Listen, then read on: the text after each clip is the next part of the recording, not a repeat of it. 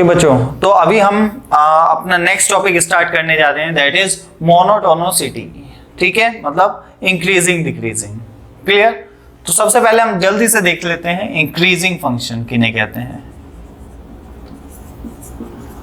तो सबसे पहले तो मैं थोड़ा सा एक्सप्लेन कर देता हूं कि इंक्रीजिंग फंक्शन कौन से फंक्शन होते हैं। कि अगर इनपुट को बढ़ाया जाए तो आउटपुट भी बढ़ता रहे, मतलब इनपुट आप इंक्रीज करते जा रहे हैं तो आउटपुट भी इंक्रीज करता जा रहा है, तो उस फंक्शन को क्या बोलेंगे बच्चों?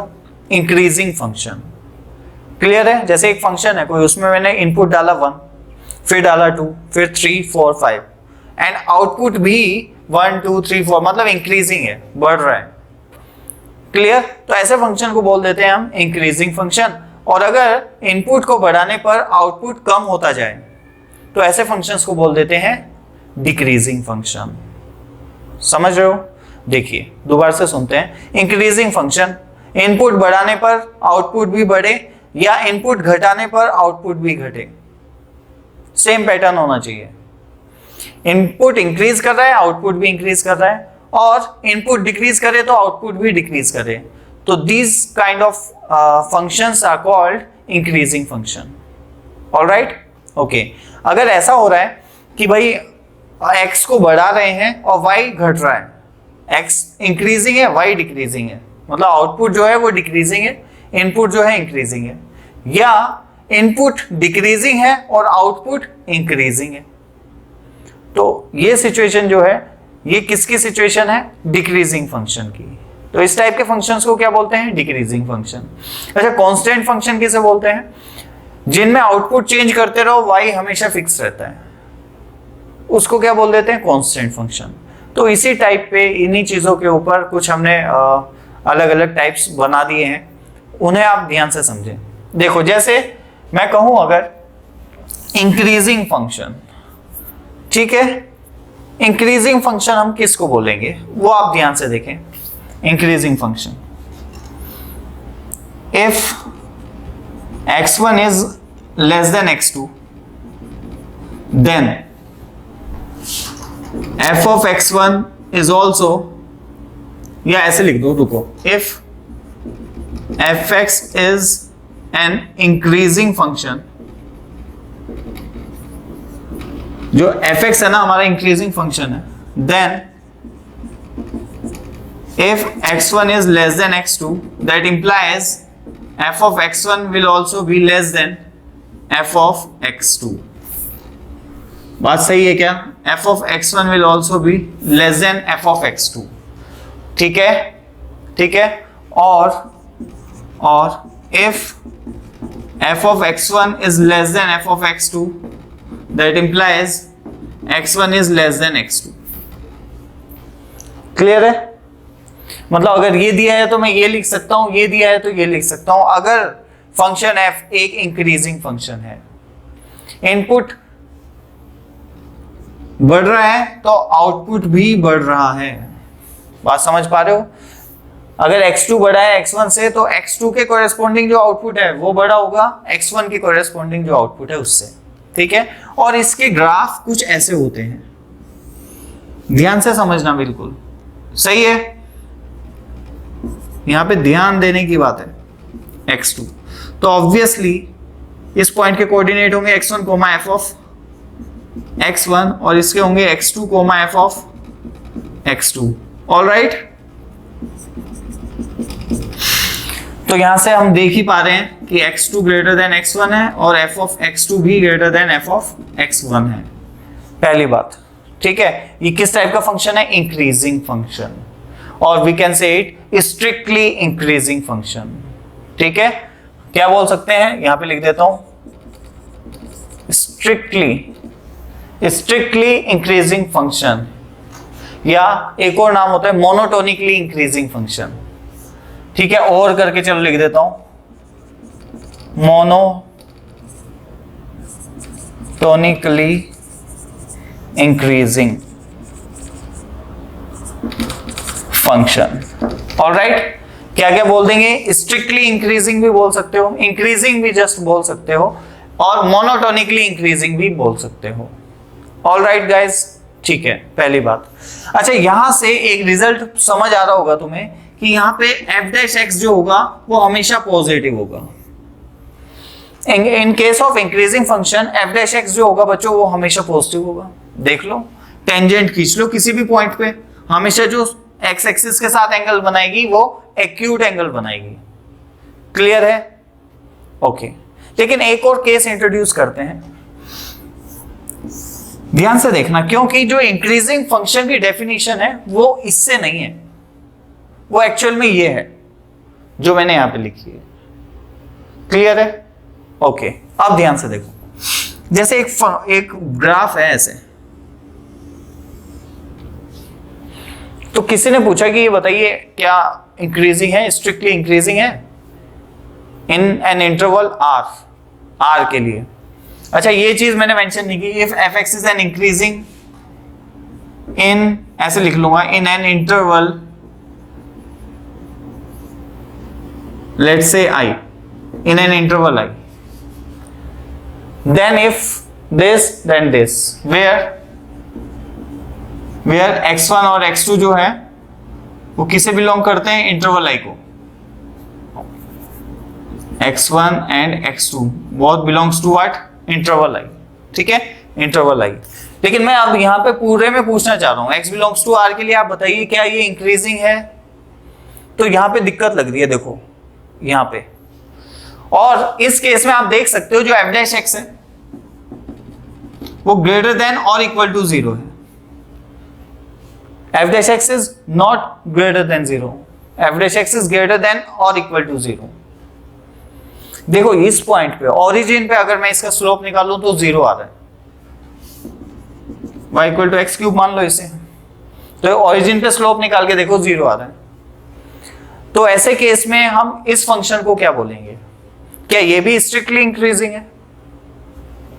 देखो मैंने तो ये कहा स्ट्रिक्टली इंक्रीजिंग उसे बोलेंगे जो हमेशा बढ़े, कांस्टेंट भी नहीं होना चाहिए। जो कांस्टेंट होगा उसका अलग नाम आएगा, अभी देखेंगे वो। मैं कह रहा हूं कांस्टेंट भी नहीं होना चाहिए, हमेशा बढ़ना चाहिए। हमेशा बढ़ने का क्या मतलब है कि किसी भी पॉइंट को पकड़ लो, उससे पिछले वाला पॉइंट उससे नीचे होगा, उससे अगला पॉइंट उससे ऊपर होगा, ये पक्का है।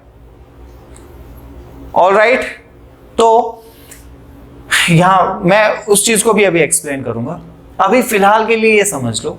अब ध्यान से देखो, ये बात तो सही है कि इस पॉइंट पे स्लोप 0 है, लेकिन अगर मैं इस पॉइंट से हल्का सा पीछे आऊं तो वो पॉइंट ओरिजिन से नीचे है। अगर मैं x की वैल्यू 0 ना डाल के 0 से हल्की सी कम डालूं तो ऑब्वियसली जो y आएगा ना वो भी हल्का सा कम आएगा 0 से। सही है या नहीं? सिमिलरली अगर x की वैल्यू मैं हल्की सी 0 से ज्यादा डालूं तो वैल्यू थोड़ी सी ज्यादा ही आएगी। ये कांस्टेंट फंक्शन नहीं है, स्टिल जो उसका स्लोप है that is F dash x वो 0 हो रहा है। तो मैं ये कह रहा हूं अगर कोई बंदा ये वाली डेफिनेशन पढ़ रहा है कि for an increasing function F dash x is greater than 0, तो ये प्रॉपर नहीं है। क्लियर है?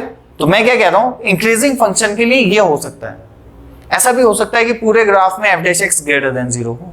अच्छा 0 भी हो सकता है, बट कंडीशन है यहां पे, but value of x corresponding to f(x) f dash x equal to 0. Let's say x equal to alpha. The value of x corresponding to f dash x equal to 0 should not ऐसे देखो, but the value of x corresponding to f dash x equal to 0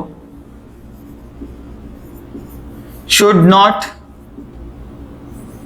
lie in an interval.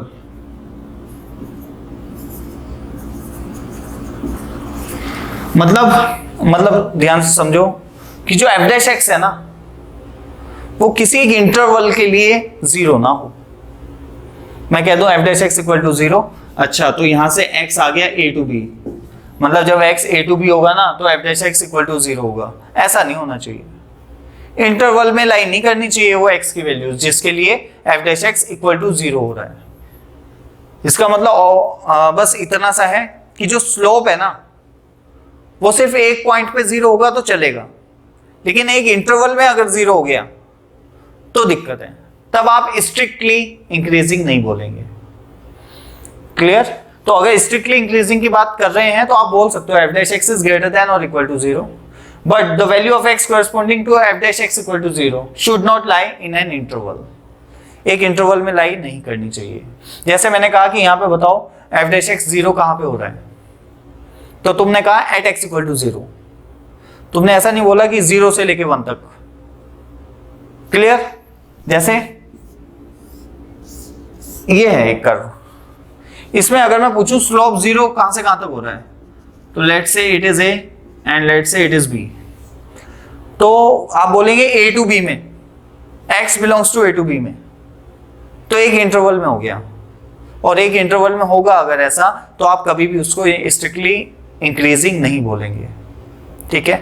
और मैंने ये चीज आपको explain कर दी है बहुत अच्छे से कि ऐसा क्यों, क्योंकि जो बेसिक डेफिनेशन थी वो ये थी, और इस चीज को ये ग्राफ अभी भी फॉलो कर रहा है। कैसे? देखो, मैं लिख सकता हूं f of x minus h will be like this, f of 0 and f of x plus h। बात सही है या नहीं? यहां पे इक्वालिटी नहीं आएगी। f of x minus h still come होगा f0 से, और f of x plus h f0 से बड़ा होगा। वो बात अलग है कि जो f0 है वो कितना है, f डैश 0 जो है वो 0 है, फिर भी बिहेवियर यही है, और ये बिहेवियर अगर शो कर रहा है तो वो ग्राफ माना जाएगा स्ट्रिक्टली इंक्रीजिंग। ऑलराइट, समझ आया सबको? ठीक है, तो ये थी एक बेसिक सी डेफिनेशन। तो आप ध्यान रखेंगे कि f dash x greater than और इक्वल टू 0, काफी सारी बुक्स में भी आपको सिर्फ इतना ही मिलेगा, वो नहीं मिलेगी कंडीशन, लेकिन आप अप्लाई करें, कोई दिक्कत नहीं है। अगर कोई पूछे कि कंडीशन फॉर इंक्रीजिंग फंक्शन, तो आप एकदम से बोल सकते हो।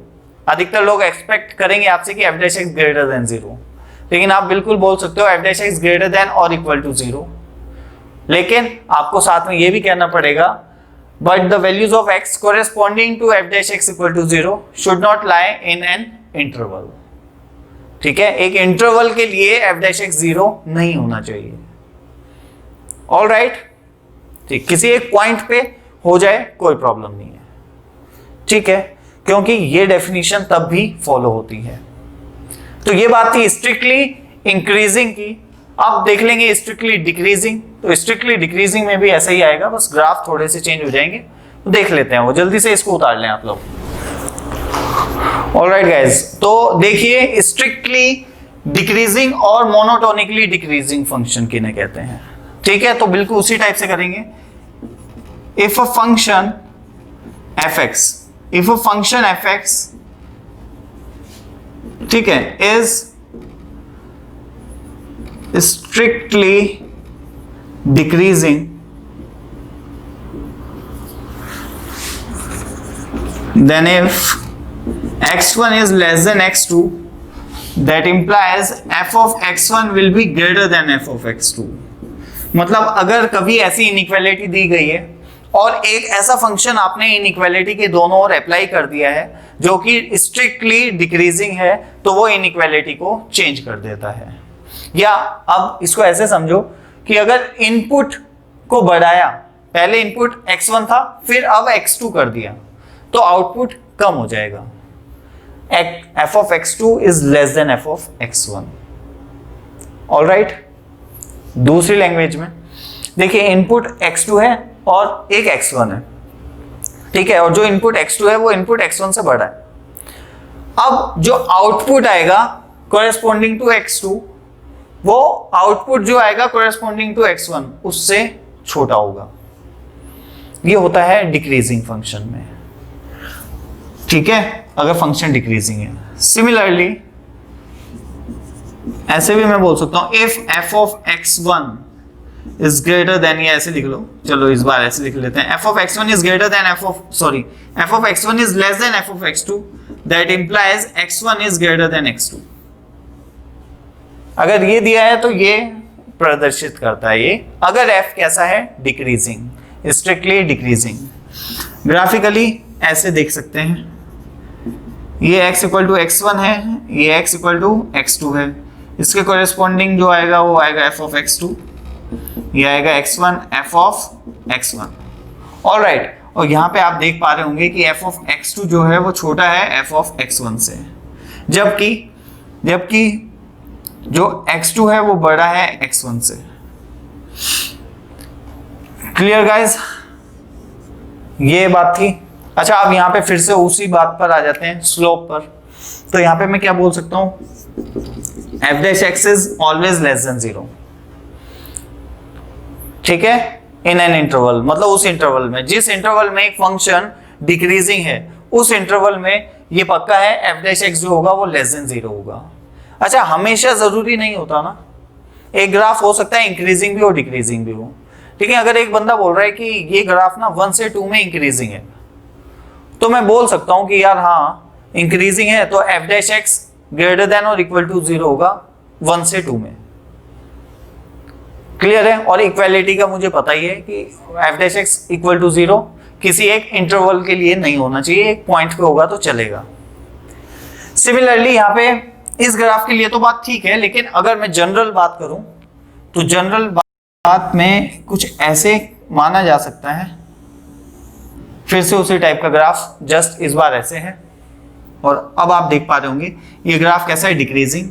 तो इन दिस केस अगर टेंजेंट आप किसी भी पॉइंट पे ड्रॉ करके देखो, वो हमेशा एक्स एक्सिस के साथ ऑब्ट्यूस एंगल बना रही है। यहाँ पे ही देख लो, अगर मैं ऐसे ड्रॉ करूंगा टेंजेंट तो हमेशा ऑब्ट्यूस एंगल आ रहा है या नहीं, किसी भी पॉइंट पे ड्रॉ कर लेना।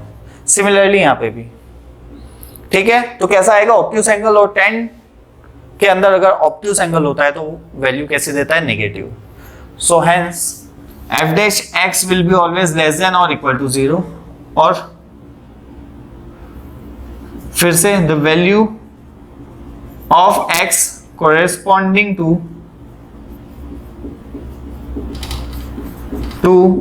f dash x equal to 0 should not lie in an interval. Alright guys, should not lie in an interval, दोबारा से नहीं एक्सप्लेन करूंगा, समझ आ गया होगा। एक इंटरवल के लिए स्लोप 0 नहीं होना चाहिए। तो अगर ये चीज सेटिस्फाई होगी तो पक्का ये भी सेटिस्फाई होगा। यहाँ पे ध्यान दें, मैंने इक्वालिटी नहीं लगाई है, ठीक है, यहाँ पे इक्वालिटी का बिल्कुल भी यूज नहीं किया गया है। सिमिलरली इंक्रीजिंग वाले में भी, स्ट्रिक्टली इंक्रीजिंग वाले में भी नहीं किया गया था। ऑलराइट गाइस, तो इतना मेरे ख्याल से समझ आ गया होगा। जल्दी से पॉज करो और नोट करो। ओके बच्चों, अब नेक्स्ट देखते हैं जल्दी से। Non increasing, that is decreasing function किन्हें बोलते हैं। नॉन इंक्रीजिंग मतलब डिक्रीजिंग भी बोल सकते हो आप, ऐसे नॉन इंक्रीजिंग लाइक ऐसे, ये इस टाइप के। देखो ये डिक्रीज कर रहा है, फिर कांस्टेंट हो गया, फिर डिक्रीज कर रहा है, तो ऐसे को स्ट्रिक्टली डिक्रीजिंग तो बोल नहीं सकता हूं मैं। तो ऑब्वियसली या तो आप कह दो कि डिक्रीजिंग फंक्शन है, या आप कह दो कि नॉन इंक्रीजिंग है, वो ज्यादा बेटर है। क्या बोलना, नॉन इंक्रीजिंग मतलब इंक्रीज नहीं करेगा। अब इसका मतलब क्या हुआ, इंक्रीज नहीं करेगा, तो ये ज्यादा बेटर है कि डिक्रीज करेगा या कांस्टेंट रहेगा। बात क्लियर? तो if a function f(x) is non-increasing in an interval I, ठीक है, अगर फंक्शन जो है वो नॉन इंक्रीजिंग है इन an interval I, then if x1 x2, अब मैंने देखो यहाँ पे इक्वालिटी अप्लाई कर दी है, that implies f of x1 greater than और equal to f of x2, क्योंकि फंक्शन डिक्रीजिंग है। या तो इक्वल होंगे दोनों, f of x1 equal to f of x2 हो सकता है, बिल्कुल हो सकता है, या इनइक्वालिटी पलट जाएगी। मतलब अगर x2 बड़ा है x1 से तो f ऑफ x1 बड़ा होगा f ऑफ x2 से, ये चीज। ऑलराइट, बस अंतर क्या आ गया कि इक्वल भी हो सकते हैं। जैसे यहाँ पे लिख देता हूं for all x1 x2 belongs to i, सभी x1 x2 के लिए ये चीज सेटिस्फाई होगी। जैसे कि यहाँ पे हमेशा हर जगह हर एक इंटरवल मतलब for x belongs to r के लिए ये फंक्शन कैसा है, नॉन इंक्रीजिंग। तो x1 x2 आप कहीं से भी ले लो, मान लो ये x1 है ये x2 है, तो ये चीज फॉलो हो रही है या नहीं, हो जाएगी बिल्कुल। मान लो ये x1 और x2 है, तो in this case both are equal, तो f of x1 equal to होगा f ऑफ x2 के। क्लियर? ठीक है, तो बस यही कहानी है और कुछ नहीं है। तो ये ग्राफ बना लेना बस तुम। तो दो पेयर्स चलो दिखा देते हैं ग्राफ में, लेट्स से ये x1 ये x2, तो ये चीज को भी आप देख सकते हो, और इसे देख लो ये x1 ये x2, तो ये दोनों चीजें आपको दिखा देगा कि इनइक्वालिटी ये वाला साइन कब, और जब इक्वालिटी होगी तो ऐसी कोई सिचुएशन। ठीक है, तो ये बात थी किसकी बच्चों, नॉन इंक्रीजिंग की। अब यहाँ पे थोड़ा सा देख लेते हैं क्या, नॉन डिक्रीजिंग। अच्छा, उससे पहले यहाँ पे एक और चीज देख लें कि जो f डैश x होगा जो वो क्या होगा, हमेशा लेस देन और इक्वल टू 0। ठीक है, अब यहाँ पे मैं कुछ बात नहीं करने वाला। ऑलराइट, मैं मतलब f dash x equal to 0 जो होगा वो किसी एक इंटरवल के लिए यस हो सकता है। ठीक है, अगर किसी एक इंटरवल के लिए वो 0 नहीं हुआ तो क्या, तो फिर वो स्ट्रिक्टली इंक्रीजिंग रहा होगा, सॉरी स्ट्रिक्टली डिक्रीजिंग। तो मैं कह सकता हूं कि x कोरेस्पॉन्डिंग टू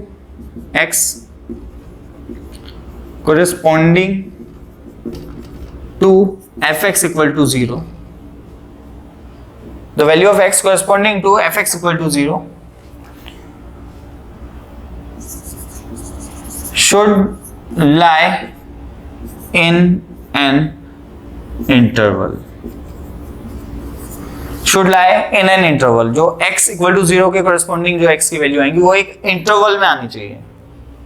मतलब जैसे कहा कि बताओ इस इक्वेशन का सॉल्यूशन, तो मैं कहूं x belongs to 2 to 3। अच्छा, f डैश है ये, तो मैं कह दूं कि x belongs to 2 to 3, x 2 से 3 में कुछ भी पुट कर दो, f डैश x हमेशा क्या आएगा, 0। ठीक है, तो बिल्कुल ये एक इंटरवल के लिए होनी चाहिए इक्वालिटी, तब हम इसको क्या बोल देंगे, नॉन इंक्रीजिंग फंक्शन और डिक्रीजिंग फंक्शन। अब बात आ जाती है नॉन डिक्रीजिंग।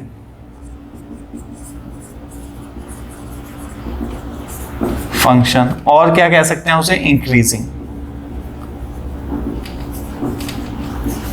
ठीक है, देखो नॉन डिक्रीजिंग और इंक्रीजिंग में भी थोड़ा सा वैसे डिफरेंस है, लेकिन कुछ खास फायदा नहीं है उसे जानने का, बस ये है।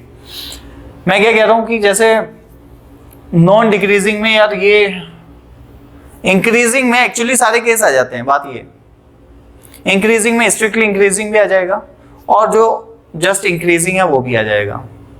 ठीक है, लेकिन फिर भी द बेटर वे इज, इसे हम इंक्रीजिंग बोलते हैं और उसे हम बोलते हैं स्ट्रिक्टली इंक्रीजिंग। तो हमने ये दो तरीके बनाए हुए हैं। क्लियर है, ये लैंग्वेज है एक्चुअली और कुछ नहीं। तो non decreasing function that is increasing function, और इसका ग्राफ होगा कुछ ऐसे। ठीक है, स्लोप एक इंटरवल के लिए 0 हो रहा है बिल्कुल। तो अब मैं यहाँ पे डायरेक्ट लिख रहा हूं, पूरा नहीं लिख रहा हूं।